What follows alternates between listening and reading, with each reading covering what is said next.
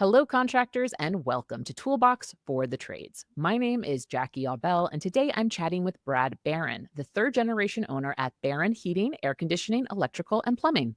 Brad and I spoke about the steps he took to take primary ownership of the company from his father, the importance of video marketing, graduating 30 techs from his training school, and so much more. This conversation is full of insights and advice, and I hope you find it as interesting as I did.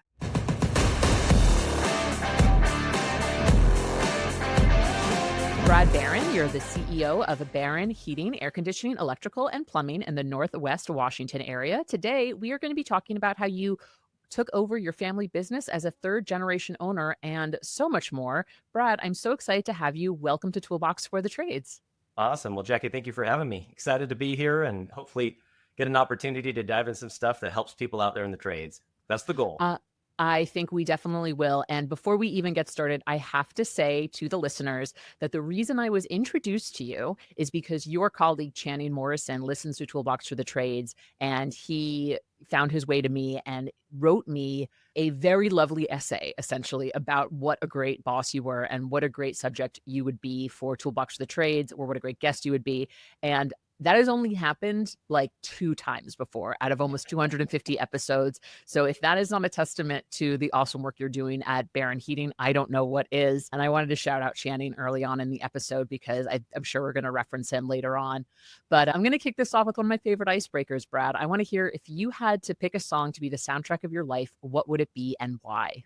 Well, I'll go with what my gut says right off the bat. Probably Homegrown by Zach Brown Band would be one. We Nice. live in a small town just north of Bellingham called Linden, Washington, and we back up to a farm. I've got a 1979 Volkswagen camper. We like to go camping, hiking, just being close to family, friends. Like the song says, got good friends living down the street. That's sort of how we live life. Also, big Zach Brown Band fan too. So I think that if we could bring him in and I could meet him, that'd be pretty cool. So maybe next episode. Awesome. Awesome. All right, Brad. Well, let's get right into it. How did you Cool. get into the trades? So I'm a third generation owner of Barron Heating, AC, Electrical, Plumbing. I'm a fourth generation working in the business. But when I came out of high school, I did not do anything related to HVAC, electrical, plumbing. I started looking into engineering schools and decided to go into the engineering program at the University of Washington. So I'm a civil and environmental engineer by trade. So my family business has been around since 1972. I'm like, peace, going to Seattle, going to do engineering. So I spent 4 years as a consulting engineer, got my professional engineering license, and then realized pretty early on that I didn't like sitting behind a desk. I like getting out. I think it's one of the reasons I chose civil engineering is you get to be outside with contractors. I have an affinity for environmental stewardship, so I like the environmental side of civil. And so had a chance to really mentor under a really great professional engineer, but then got to the point where I said, I don't want to sit behind a desk anymore. So I made the leap into sales. So I was a sales engineer for about a year at a company that did geotechnical contracting, and then decided that I wanted to get back into my roots from a sales standpoint, but also an engineering standpoint. So I worked for a multi-billion-dollar manufacturer of civil products. So that would be stormwater, sanitary sewer, retention, detention, water quality.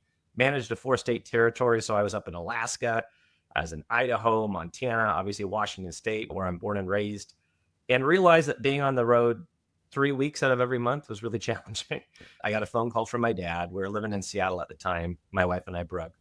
And he said, hey, my business partner's retiring from Barron Heating and AC. Do you have any interest in the family business? And so I got to thinking, this was in, I guess, August of 2016. We chatted for a long time and made the decision to take the leap into the family business, had a chance to just really get after things as the business development manager. So I came in and I took my experience from working at a multi-billion-dollar company, being, employee number 3,467 or whatever. I've also worked at smaller companies, little 6-7 person engineering shops. And I got to take the best of both worlds, infuse it into Barron. At that time, we were about a $12-13 million business. The first year I was there, we hit the sort of $14 million mark. Never really quite got to the $15 million mark, but I got a chance to work in every facet of the trades. I worked in the fabrication shop for 6 weeks, still have all 10 fingers. So super proud of that. That's a win. Yeah, that is a Got a win. chance to get to know our shop foreman, got a chance to see how our sheet metal production worked. Pivoted over, worked in service for about 18 months. Really enjoyed that, both residential, commercial. Shadowed service techs, maintenance techs, worked with the dispatchers, just really got to see what the lifeblood of an HVAC electrical plumbing contractor is. And that's that service epicenter. Nice. I mean, it's a great story, and it's one that, we've heard before. Some kids who have parents who are in the business, who are in the trades, they have their own business and they decide to go out on their own. They're like, I don't want anything to do with this. But they eventually, some of them eventually make their way back. When your father first approached you, was it with the idea that you would eventually take over ownership, or was it just like, hey, let's bring you in and see what happens? There was no predetermined path. The reason we chose business development manager is I wanted to take my experience from the 4 companies I'd worked at before Barron, bring them in and really get an idea of A, is this something I'm passionate about? And I was able to find a lot of passion in what I did and really passion with people. And I think at the end of the day, one of the things I realized in my first 18 months working at Barron is if you don't enjoy working with the people that are to your, left and right and above you and below you, why are you working at that company? And that was a question that I wanted to answer. I wanted to see if I could help the culture, be a part of culture growth, growing people. And so there was no, to answer your question, there was no, hey, I'm bringing you in because I want you to buy me out. It was, I'm bringing you in because I want you to see if this is something you'd want to do. And my dad has always been a really big advocate for my brother, Tim. He's 2.5 years younger than me and I, pursuing our passions. And I wanted to see if this was something I was passionate about. And the neat part after I dove in is that I found not just one, but many passions in the business. And I had a chance to live those passions out, whether that's something that I thought I would like or something that I learned to like. And I learned to like a lot of different things here, things that I wouldn't even expect, and just some really neat things all around people. And I think that's what makes Barron's culture great is our people. That's awesome. So I want to hear a little bit about the succession plan you had with your father. So 2023, you took on ownership. Yep. Looking back, is there something you wish you did differently with the succession planning, or was there something that you're very glad you did? Because this is obviously a big thing in the trades, especially when parents are preparing to retire. So I'm curious, what was your experience like? Yeah. So back in 2019, my dad set up a succession plan that got me to the point where I'm at now. My dad and I are still partners, but I've been slowly buying in. And so what we did is, and I think a lot of family businesses do this, is at the end of every year, I had a bonus structure and I had a choice. And my dad gave me that choice. Do you want to take the cash or do you want to take that cash and buy shares into the company? And so I made a decision by that point at 2 years in that I wanted to be buying in to be a future owner. And so every bonus dollar I got, I bought shares. We determined the rate ahead of time of what that looked like. And so it got me to a point when I took over as CEO that I was able to be a substantial shareholder of the company and set ourselves up for success to ultimately buy out the remaining shares of John when he does officially retire. He's still part of the business. He's a huge, just passionate, energetic, marketing, sales-minded guy. So he gets to work with our sales team, which is awesome. He gets to do exactly what he loves doing, and that's coaching. He helps work with our executive team too and pass down those 45 years of knowledge he has from working at Barron. Just 45, right? Not very long. And so he gets to live out exactly what he wants to live out. And then he is a huge believer in me and the team and reinvests and reinvests and reinvests. And I think that reinvestment has yielded the growth that we've experienced over the years, from sub 15 million to where we started to projecting 45 plus million this year. And it's humbling growth. There's a lot of things that I look back on and I said, I wish I would have done that different. But at the end of the day, John's a big believer in me and our team. And I'm really blessed to get a chance to work with him. I think I'm going to miss. A lot of people they ask me the question, Brad, are you ready for your dad to be done? And I say, when he retires, I don't get to spend 8 hours a day with him anymore. It's Oh, pretty precious time. And so life's too short to give up on those things. And when I'm ready and he's ready, we're going to make the move, but I am enjoying every moment. My dad and I have a really good relationship. that is great. And don't worry, we will get into the things that you wish you had done differently. I have that on my questions. It sounds like your dad was really intentional and laid the groundwork for this transition to happen gradually over time. And so I think that's the big takeaway that I got from your answer there Mhm. is when your dad's partner retired, 2016, he approached you to see if you would be interested. And then as you were in the company for a couple of years, all right, looks like Brad is really taking on to this. Let's set the groundwork and figure out what the next few years look like so I can also step down and enjoy my retirement.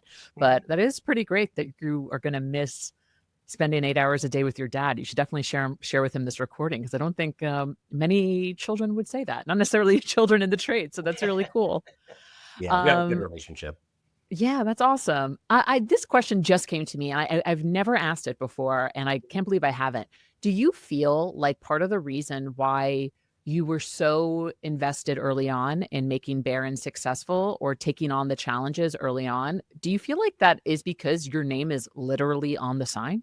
I mean, I think it would be a lie to say that that wasn't part of it. I think that as a leader, when you are a Baron at Barron Heating, there's a level of engagement and a level of ownership, if you will, that comes with that.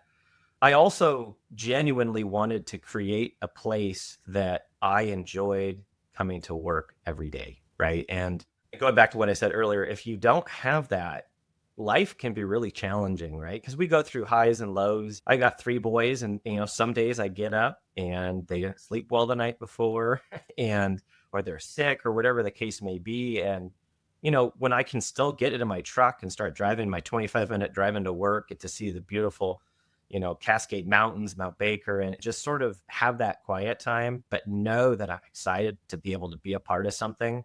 Yes, having Barron on the side of the building is part of that, but the 175 employees that we support is another big part of that too. Something that I didn't know how I would feel when I first started, but it really is all about people, and it's all about those relationships, building relational capital, getting to understand people in a genuine way. Culture can't be forced. It's grown. People sometimes say you have to build a culture. And I actually, I'm fine if someone thinks that, but I disagree. I think you have to grow it, and you grow culture through building trust. You grow it through being able to relate to people and them understand the why behind what we do. You have to give them, tools and training. And I'm sure we'll talk more about that later on, but you have to invest in your people. And then, at the end of the day, we're a company that's for profit. So we have to track our metrics and KPIs. But if you don't get trust and the why right, your business is going to struggle. And again, I don't know if you're going to get up every morning and be excited to go to work. Yeah, yeah. I think that's a really good point.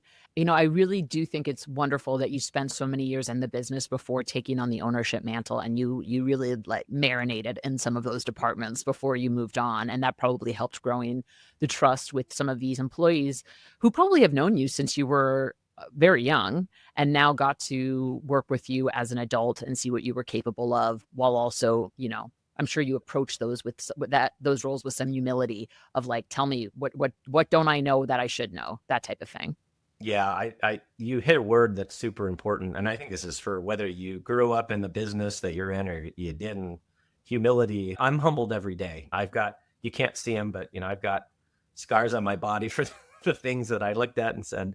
I've joked before with different people that I feel like I should put on a master class that's, why the heck did I do that? And that's where that humble part comes in. Maybe I will someday. I don't know. There's a lot of lessons learned and a lot of things that I could have done better. But yeah, I mean, we have people on our team that have been here for 25, 30, 40. We have two people that have been here for 40 plus years. So yeah, they saw me growing up. I went to the barbecues, the Christmas parties, different things like that.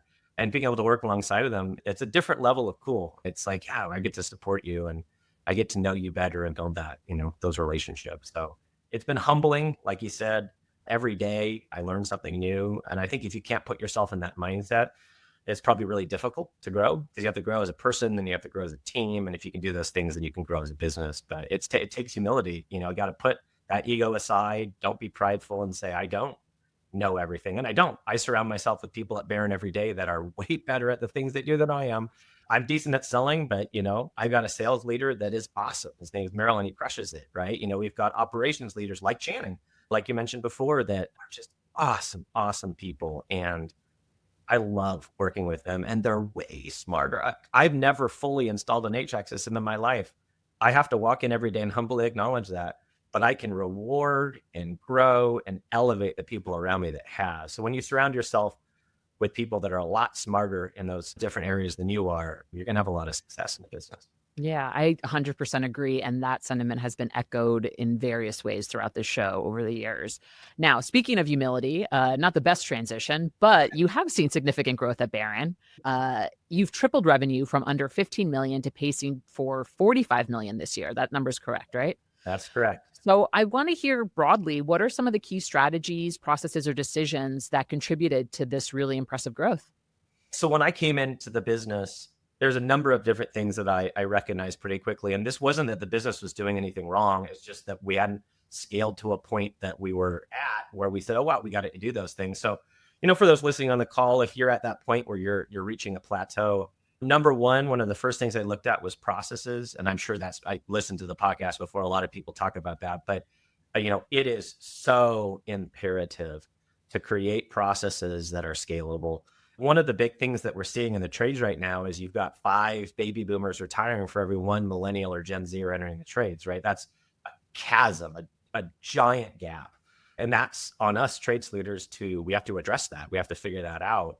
But I share that from a process standpoint in that when you have people that have this 30, 40, 50 years of tribal knowledge leaving, if you don't have processes that can create continuation when that person retires, you will fall flat, right? You will be stuck and there's this churn. And we experienced that earlier on. I would say during the first 18 months, we were getting caught up on processes that we should have built earlier on. And it took a little bit to get that momentum and then break that $15 million barrier when we did that in 2019. And so at the end of the day, processes are really big. Along that same note, leadership team development is critical. We were a general management structure when I started. So we had a GM, he was above me, and we had no other managers, right? I had a business development manager title, but really I was in the business to develop things like getting into electrical, getting into solar, getting into plumbing, launching our own in-house tech school, which I'm sure we can talk more about there too. But a general management structure creates, once you reach a certain size, it creates a bottleneck. So you have one person that, 15 people are reporting to. Any book about business would say that's a challenge, that's a problem. And so one of the things that I did, that GM, great guy, ended up transitioning down to a business in the Seattle area, closer to where he lived. And when I took over the director of ops role, immediately hired in that first year 6 new managers. And a lot of people on the call, especially if you're in that early stages of growth, might look at that and go, wow, can I really afford that, $100,000 per, year marketing person, or that $100,000 a year service person, or whatever it is? And the answer is you can't not do it, right? If you're looking to scale, you have to do that. And you can't look at the short-sighted P&L hit that it's going to be for the first 3 to 6 months. You have to look 7 chess moves down the board and go, okay, by bringing that person in, I think I can increase, for example, in marketing, my lead count by 50% next year. Well, if you're doing, $3 million, that brings you to $4.5 million in revenue. Whoa, all of a sudden that person is more than paid for. So scaling a leadership team, identifying the areas of least strength for you and putting those people around you was critical. And so today, if we fast forward to today, we have 20 managers, right? And we have, within that management structure, we have 5 executive team members that are either officers or directors in the company. We didn't get there overnight, but we had to identify what those steps were. We had to build out organizational charts for the current year you're in. And then also we looked ahead 3 years. So we do that every year in October where we do our business planning. We go, all right. So for example, we already set our date. Actually, we did that last week for our October retreat, the last week of October for our executive team. What are we going to do when we're there? Obviously, we're going to look at, our revenue goals. We're going to look at our profit goals and the P&L stuff. But the biggest, most important part is our people plan. What are we going to do for 2026 when it comes to the organization, the org chart, the accountability chart? But then we also look 3 years ahead every year. And we go, all right, if we want to be a $50 million contractor in 3 years, which we do, right? We'd like to, hopefully closer to 60, God willing, but we have a plan in place and we look at the year ahead of us and then we look 3 years down the road. And I think that was an important step that we were missing earlier on at Barron that we started to implement. And that is the people plan And obviously, you got to have the financial plan that goes with that. And then processes, scalable, sustainable, stop relying on tribal knowledge. And when we did that, all of a sudden, we see people like Channing, who came out of the trades in the field and is now a leader in HVAC because we had written documented processes and mentorship in place to allow him to get to that leadership role. That's awesome. We've never talked about how the GM structure can be limited at a certain size before. And I'm really happy that you brought that to our attention. We could go in two different ways right now because you gave me two great segues. We got processes and then we've also got planning ahead. But I want to specifically talk about the last 5 years. The planning ahead was a little wonky. You navigated a bunch of different areas of growth from pre-COVID, so you came in pre-COVID. Then you had COVID, which was, as we all know, absolute insanity. And then there was a more challenging environment post-COVID. You said that when you took over ownership, that's really when the COVID boom stopped. And you're like, well, great. Now things are hard again. So I want to hear from you, how you adapted your business strategy and operations when growth transitioned from 30% year over year during COVID to single digit growth and a fight for leads in the Northwest. Yeah, well, I think you hit the nail on the head that the growth definitely was rapid during the beginning of my tenure. So when I stepped into the director of operations role back in 2018, we saw 20 to 30% growth year over year. During those pandemic years, 30% growth. That's the equivalent of flying a rocket ship while building it, right? It's it's not, people say flying a plane while building it, BS. That's flying a rocket ship while building it. And we did that without any acquisition, right? So we've grown to $45 million without acquiring one company, taking $1 of private equity. And that's a testament to the team we've built. And so through that, again, the things that saved us truly during COVID, because while it was booming 30% growth year over year, if we did not have those processes in place, we would have floundered. A lot of companies go out of business when they're growing fast, right? Because the tide's in, you don't see any of the rocks. And all of a sudden, you're not paying attention to the leaks, right? Well, wow, we're leaking profit there. We're leaking profit there. Are we really maximizing client retention there, et cetera? And so because we had those processes, we were able to scale accordingly. And then obviously, like we talked about earlier, we have our 1-year org chart, people plan, we have our 3-year. And so coming into 2023, when I took over as CEO, we had our sights set in the next, 3 years on a $50 million plus revenue run rate. And to be able to get there required people, and we had scaled up accordingly. I think a lot of businesses, not just trades businesses, but the tech sector, all of that, they ramped up thinking this was going to continue, and it didn't. And so we had to adapt. We had to shift our mindset to, all right, we are a contractor at the end of the day, but really, what are we? We are a marketing company. And I think that that's a mindset that a lot of contractors have a hard time grabbing because a lot of times they come from the trades, they come from the field, and they think my job is to go out and fix or replace things. And it is. But if you have no leads, you will go out of business. And so we had to reorient our mindset to, wait, hold on a second. Pre-COVID, what were we? We were a marketing company. We needed to get leads to be able to solve the problems. And the problem is capacity management, right? How do we keep our crews busy? How do we keep our techs busy, electricians, plumbers busy, et cetera? And so we got to go back to the basics. And so we saw growth slow. We're still growing. And actually this year we're looking at hopefully over double-digit growth. So it's exciting to get back into that mindset again. But we had to shift everything back to, who are we? We are a contractor that needs to have leads. We have to sell them well. We have to install them well. We have to build memberships, grow memberships. And when we do all those things, we can see a lot of success. But yeah, we had to, it was fun. My dad and I have gone out and had coffee or, beers at the end of the day. And I said, hey, Dad, thank you so much for stepping out of the CEO role right when COVID ended. And we're like, oh, the battle for leads begins. And the Northwest has seen, there's different pockets of good growth in the United States. The West Coast, in particular, the Northwest, we're fighting every single day. Our team's doing a great job, but we're fighting every single day. Yeah, it's been wild. We started this podcast in 2020. So right when the pandemic started, had planned to start the podcast regardless. And then the pandemic came and it was like, oh boy, totally different reality that we're launching the show in.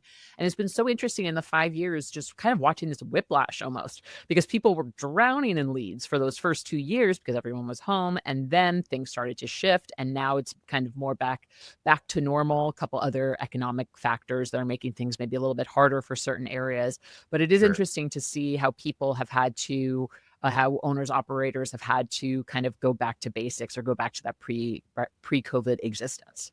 Absolutely. Yeah. It's at the end of the day, you need to be nimble enough, whether you're a $500,000 contractor, a $5 million contractor, a $45 million contractor. You have to be nimble enough to be able to address the challenges and hit them head on. Luckily, we're blessed with a good team that was able to do that. We all roll up our sleeves. We do what needs to be done to get the job done.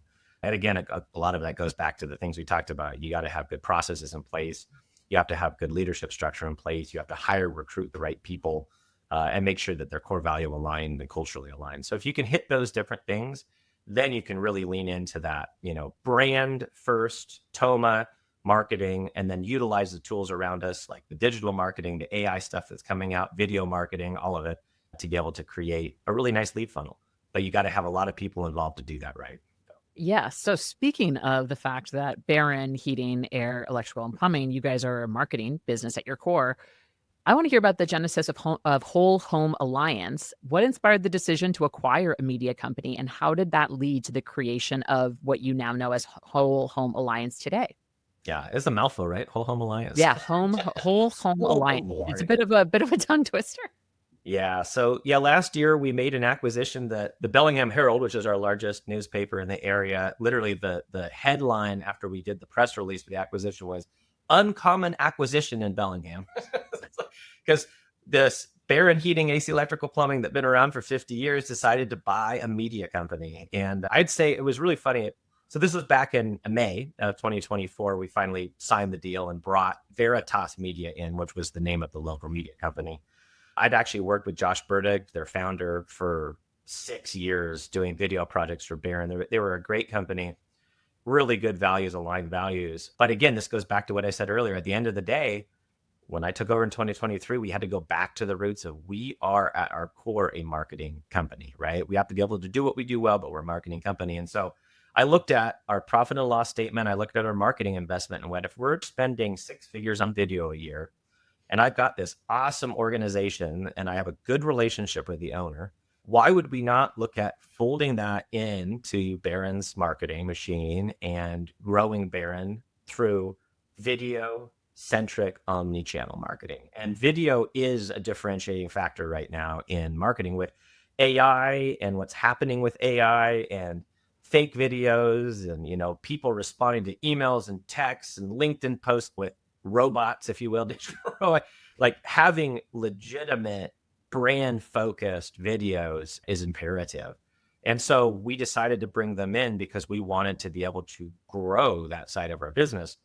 We then had a conversation about 6 months later with our digital marketing company called iMarket Solutions. And the genesis of Whole Home Alliance actually started with a conversation I had with Gary Alex about becoming iMarket's video partner. So they had a previous partner, won't name the name of that company, but decided wasn't the right fit.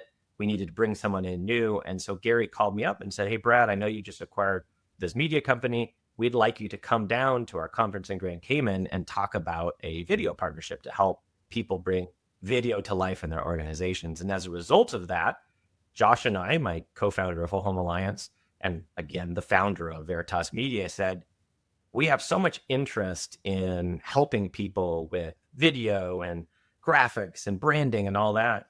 What if we created a best practices group where we could take people to the next level when it came to video centric omnichannel marketing? Then we started to have contractors, ask and inquire more, and we started growing that. And then once they were in the fold, they said, "Hey, you have your own in-house tech program. Can you help us build that?" So then Whole Home Academy under the Whole Home Alliance umbrella became a thing. So we have Whole Home Media and Whole Home Academy under the Alliance. And now we're helping contractors across the United States build technician schools because we got a 15-week intensive program where we've turned out, 30 plus service techs through that program. And we've added technician communication and trust-centered service courses with Russ Horrocks. He's a partner of ours. We've added leadership training with Corey Carlson, was my executive coach of mine as well. And so we're continuing to build and add to these different, offerings, if you will. And at the end of the day, we get a chance to rub shoulders with some awesome contractors that are part of our alliance. So it was really organic. We didn't market it at all at the beginning. It was word of mouth. iMarket brought us in. And then from there, it's sort of exploded, and it's been really exciting. And it's been neat to be able to see how many awesome value aligned contractors are out there that truly want to grow and believe that marketing and training is how you do it. So not only is Whole Home Alliance supporting on the media and marketing side by helping other contractors with their video marketing and omni-channel strategies, you're also teaching them how to build a tech training school. Yeah. And Barron Tech School, you said, has graduated 30 techs as of this recording. Yep. And I think this goes back to what you were saying about what has helped you be successful. And that I think the tech school goes under the processes umbrella because you're essentially teaching this next wave of technicians how to do things properly. Would you agree with that? Oh, 100%. Yeah. Process. So funny story. The third day I was at Barron, one of the reasons I actually chose to leave my corporate job, if you will, as a multi-state, engineering manager and step back into the family business, if you will, was because I was traveling a lot. And I told my dad I was really excited to learn about the business, see what it's all about, and not be on the road as much. And my wife was super pumped about that too. So I came in on day one, February 6th of 2017. And my dad said, "Brad, good news." I'm like, "What's that?" "I got you signed up for a conference." I'm like, "Great." In my head, I'm thinking like, all right, is it, next month, the month after? He's like, "No, it's in 3 days." Going down to EGIA. And I'm like, so I picked up my phone and handed it to him. I'm like, "You call Brooke. You let her know I'm going to this conference." But it was one of the best conferences I could have done early on because I got a chance to meet Gary Ellex, who's a friend, a business mentor, and again, our partner at iMarket. He was a keynote speaker there. And that was where he said, for every one baby boomer retiring, there's only, five retiring, only one millennial or Gen Z are entering the trades. And I remember sitting there at first and we went to dinner afterward. It was me, my dad, our general manager. And I looked at him, I said, "Man, I don't know if I made the right call. Like that is a big challenge, that's a big challenge to address." But my wife's a high school science teacher and she's got a master's in teaching and curriculum development. So to the point of process, she's brilliant at taking content and scaffolding how to learn with learning objectives and sequence and the scope and all that coming together. And so we took her after our twins were born. So I have a 7-year-old and twin 5-year-olds. And we took her and her maternity leave and Dan Millsbaugh, who's was our technical service manager. And we made him a full-time trainer and they co-authored the curriculum together. And so to your point, we created this process to train. We created processes that the technicians could follow that were proven in the field. And we were able to go from, I think 8 to 10 service techs at the time to over 30 service techs as a result of that. That's awesome. So to your point, process is important and process can help people. And if you can do both those things, you're going to be able to scale your business. That's so interesting that you were slapped in the face essentially with the labor shortage issue within your first week on the job. And I wonder if because you were an outsider, because you came from this civil and environmental engineering background, you were able to meet the challenge head on versus some people that might have been in the industry for longer and kind of were like, well, how the hell do I solve for this? But you coming in as a newcomer, maybe were able to look at it with a fresh set of eyes. Yeah, I think that my background, one of the reasons I got into engineering is I like problem solving. My childhood, I was the kid that brought our neighborhood friends down to the creek and built forts and, created, lemonade stands and did all that kind of stuff because I like to be with people. I like to problem solve. And so I think coming in with a perspective that was not industry focused was definitely beneficial. I have a mentality, and it's probably from my engineering roots and maybe how I was raised, but that there's a solution to every problem. There's usually more than one solution to every problem. Our job is to have the tenacity to go after that solution and the discernment to identify the correct one. There maybe was that one moment where, I went as the statistic was rolled out, but then immediately, right, my mind starts to turn and I start to think about how do we solve that problem? And I also have a super awesome supportive wife who encourages me in all that. So at the end of the day, it's really great. Hell yeah, Brooking. So many shout outs in this episode. I love that.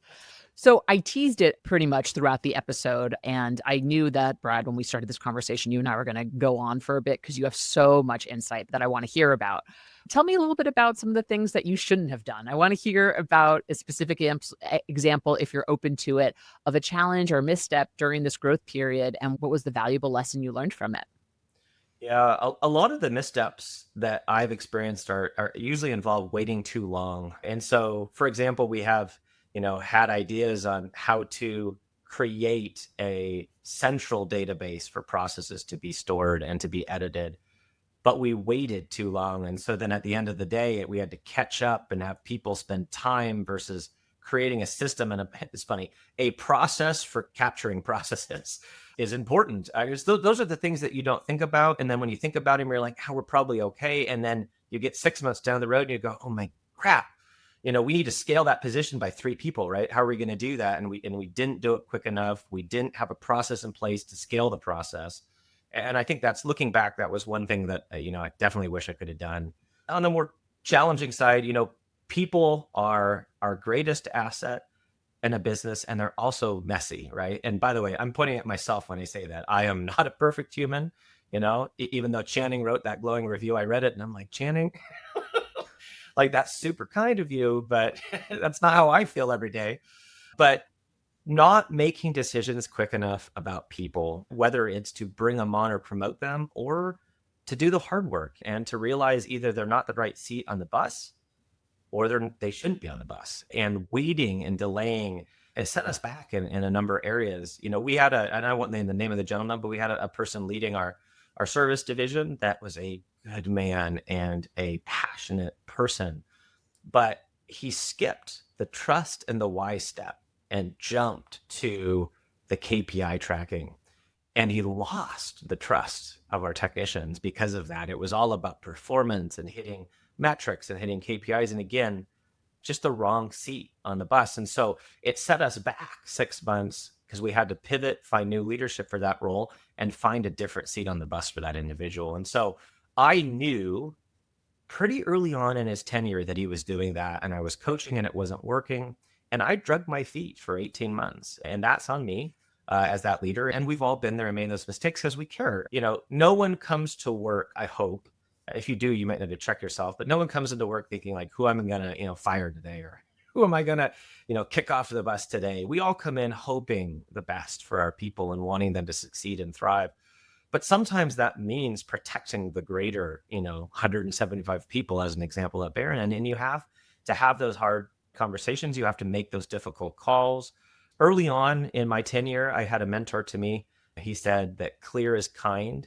And I think that's something that echoes really a lot in my, culture building or culture growing of the company. And I coach my leaders. I coach other business leaders in our Home Alliance as well. I have a group of people I coach on a monthly basis. And that's something that I say, hey, at the end of the day, don't make assumptions. Clear is kind.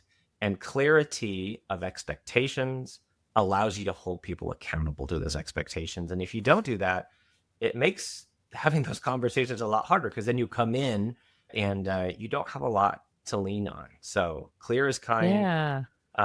is just sort of a mantra that I live by.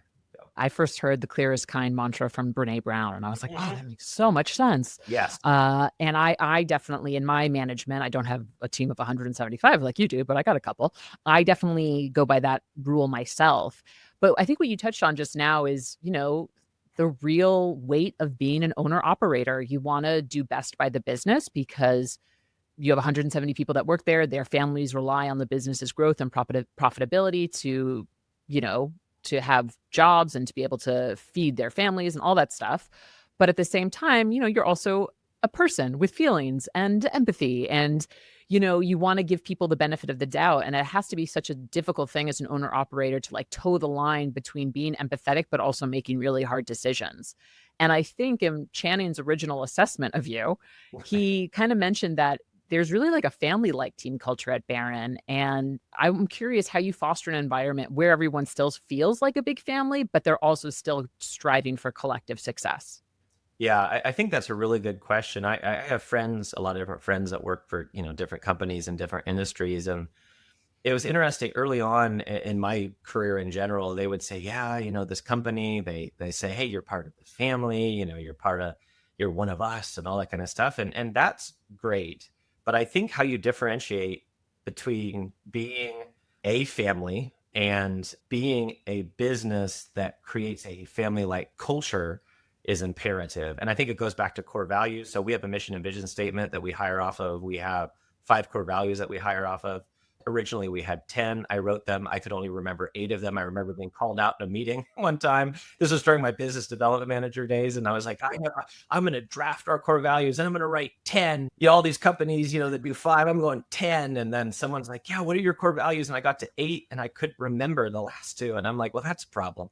But at the end of the day, family values create a culture that you treat others in the way that you want to be treated. And to me, that's also biblical and a part of my faith. But if you create a value system that is family-like, then you foster a culture, you grow a culture that's built off those values. You hire based on those values and you fire based on those values. You review team members based on those values.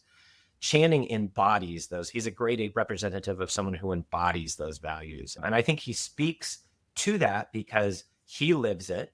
He inspires others to live it. And if you want to grow a culture, create a whole bunch, 175 people that live and breathe and embody those values and protect them with everything you've got. Because, if you don't have that with your coworkers, your customers are going to feel, the misalignment.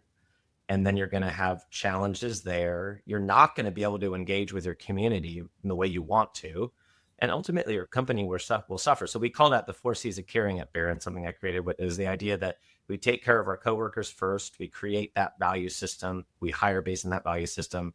And when we do that, we can take care of our customers and then invest, bless the community in everything that you do. And when all 3 of those C's are hit, the 4th C, your company will thrive. And it's something that we cherish, we live by. But you got to put your coworkers first. I actually say I'd have no problem getting on the radio and being like, hey, customers, you guys are awesome. But at the end of the day, I want to take care of my coworkers the best I possibly can. I'm not going to do that. But that's genuinely how I feel. If they're taken care of, man, our client experience is going to rock at Barron. So. Yeah. And you also have the Barron Cares program, which is your philanthropic venture. So I'd love to hear a little bit about that because I know that was one thing that was really important to Channing and he felt like it really contributed to the culture. Yeah, so going back pre-2024, we've always been a company that gives. My grandma and grandpa Barron, Dan and Vivian, when they founded the company, they were big, philanthropic givers. They took their first fruits of what they made and they gave back to the communities they served. And my dad continued that and I've continued that. But we felt like it was all over the place, right? It was like, all right, we get this, recommendation here. Let's support that. Let's do that golf tournament, charity event. Let's, sponsor that banquet. Let's help Boys and Girls Club here, whatever it was, but it was all over the place. And I wanted to create an umbrella giving strategy that was aligned with what we did. So we created Barron Cares, which is kindness, appreciation, response, empathy, service. So we sort of did the alliterative thing, right? Care. So we have a kindness camper. It's my 1979 Volkswagen bus. I get to go drive that. We deck it out, get to drive that to different organizations. But what we wanted to do is going back to that 3rd C of the 4 C's of caring, we wanted to get input from the community on who were the people and organizations that we needed to support, listening to them first. We got our team members' input, and then we month by month give $110 for every HVAC, electrical, or plumbing system sold to a charity that the community recommended, right? A nonprofit that the community said they need help. And so we kicked that off in January of 2024. And over the first 18 months of the program, we've donated almost $170,000 to local nonprofits. And it's awesome. Really neat. And I think the biggest thing is when your company, your coworkers, and your community are engaged, they get excited about what we do and they get excited to engage with you as a customer too. They're like, hey, so you're saying if I buy this heat pump, you're going to take $110. We're not marking it up. It's off the first fruits and we're going to give it to an organization. And so we had a goal. We set out to hit $120,000 in donations this year. We're on pace to hit 130. So we've done $65,000 year to date through June. And that's a testament to our team living into that philanthropic vision and our customers wanting to be a part of it and giving back, blessing others. If you don't do that, it's going to be really difficult, I think, for companies to thrive. But it's a hard mindset. We may have a month where we don't make a lot of money and a good chunk of that is going to the charity. And I don't even blink. I write the check. It's like, nope, we're taking care of those people. We made that commitment and, God's been good and we've been able to be successful as a result of that. And we're excited to see where it goes. But yeah, Barron Cares was ultimately something that the team was asking for as a way to unify, create alignment, and engage with the community. That's awesome. Really well done on that. That is so cool. So, Brad, you have just been so generous with your time and with your wealth of information. We could easily do like 5 more hours recording, but you got a company to run. So the last thing I wanted to talk to you about is you're really passionate about advocating for the trades as a great career path. I mean, I think that goes into you building out the tech school, you making such an impact with your community. In your opinion, what specific initiatives or messages do you think are really resonating with today's youth, or I shouldn't even say youth, like with the working people who are working right now, who are maybe open to changing careers? What do you think really resonates to them when you try and recruit them or sell them on the trades? It's education, right? The best form of sales is education. And I think it's something that has been historically lacking. I came through school in the late 90s and early 2000s, and it was, if you want to be successful, go to a Get a four-year college, degree. go Yep. in $60 to $100,000 of debt, and you'll Yep. be great. I went that route. I'm glad I did. I learned a lot, but it's not for everyone. And I think that as a society, as a culture in the United States, we need to flip that mindset. And we're not there yet. We have tradespeople that, 2 years into their, full-time post apprenticeship are making six figures with zero debt. They got paid to learn. We need to inform and inspire people that you can work 4 days a week. You can have 3-day weekends. You can be outside, engage customers, work with your hands, do what you love doing, and provide a really good living for your family. Our tech school, like you said, was one of the ways we did it. We just right now are actually running a campaign for our 8th cohort to be able to fill that to launch in mid-August. So we're excited about that. We'll spend thousands of dollars in a radio ad. We talk nothing about what Barron does HVAC, electrical, plumbing wise. It's about, do you want to work for a company that has these values? Do you want to be able to be home with your family, have work-life balance? One of the other mantras I have is win at home first. Like, how do we help the young men and women out there find a way to provide a good living for their family and win at home first? So it boils down to education, and it's going to take every single contractor out there and beyond to be able to, say that message, to speak that message out. 5 out, like I said, 1 in, right? Big retirement gap, and we're going to need to fill that. And you can't replace technicians, electricians, and plumbers with AI. It's happening right now in the tech sector, and I'm not slamming that, but we got robots, digital robots that are doing coding, 100 times faster than a human can. But you know what they can't do? They can't diagnose a heat pump. They can't put solar on a roof. They can't clear out a drain line. And we need to inform not only the youth, so the middle schoolers and high schoolers, but also those people that they may be in their mid-20s, they may be 40, and they're just not happy with what they're doing. There are programs out there like our Barron Technician School or our Home Academy where you can come in and you can learn and get paid and earn an awesome living and be home with your family 3 days out of the week. It boils down to education. There's no need to sell. It's just teach them what is out there. But it's going to take everyone rowing in the same direction to do that. Yeah, it's wild. I have an entertainment background and I'm in marketing, so I've got a lot of friends who are on the creative side of things. And I have started telling people, have you thought about the trades? I host this podcast, and through this crazy happenstance, I know about this incredible opportunity that's can be there for you. And it's people are getting more and more interested in it.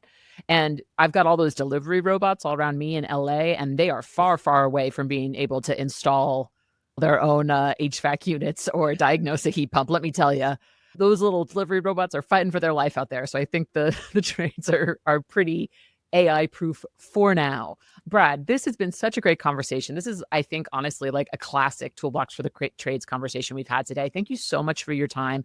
Is there anything you wanted to talk about that you didn't get a chance to, or any final words that you want to impart our audience with? I think it's good for people out there, especially if you're a leader in the trades or a business owner, to know you don't have to do it alone. And, it could be via Whole Home Alliance. We've got a great, best practice group that you could be a part of to be able to not make the mistakes that people like I made. Like I said, why the heck did I do that? Don't do it, right? There's a way to do that. And there's tools out there, but it doesn't have, EGIA is a partnership that we have as well. They're a great organization. There's a whole bunch. Get plugged in, be a lifelong learner. Make sure that at the end of the day, you're surrounding yourself with people that up-level you. I think the last thing I said, I'll share with the group and the team and everyone that's out there, when you look up, and by that I mean, if you're a $5 million contractor, rub shoulders with the $10 million contractor. If you're the 10 to 25, if you're the 25 to 50, I've got this really great mentorship group of people that I call and they'll pick up my phone call that are doing $100 million, $150 million, building teams that are far greater and bigger than I. And that is how you grow. Make sure you look up and look around and be willing to be vulnerable too. I think that's, as leaders, and a lot of us entrepreneurs or drivers, we want to get stuff done, but you need to look up and see what's around you and establish mentorship programs, establish people that are out there that can help you grow and not do the stupid stuff that people like I did during the last 8 years here. Awesome. Well, Brad, thank you again for your time. This was such a great interview. I appreciate you coming on Toolbox for the Trades. Awesome. Thank you so much, Jack. I appreciate it.